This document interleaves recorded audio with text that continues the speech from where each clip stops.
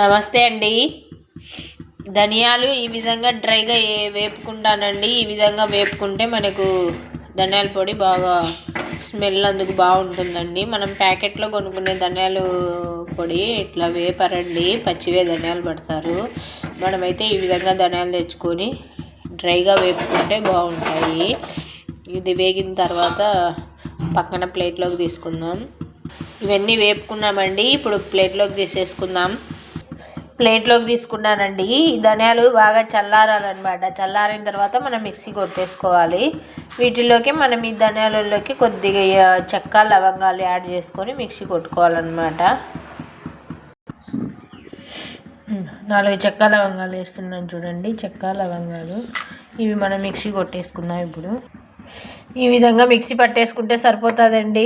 ధనియాల పొడి రెడీ అయ్యిందనమాట. మనం ఇంట్లోనే ఈజీగా ధనియాల పొడి ప్రిపేర్ చేసుకోవచ్చు. ప్యాకెట్ ధనియాల పొడి కంటే ఈ ధనియాల పొడి బాగుంటుంది, స్మెల్ కానీ టేస్ట్ కానీ. సరే అయితే ఉంటానండి, బాయ్.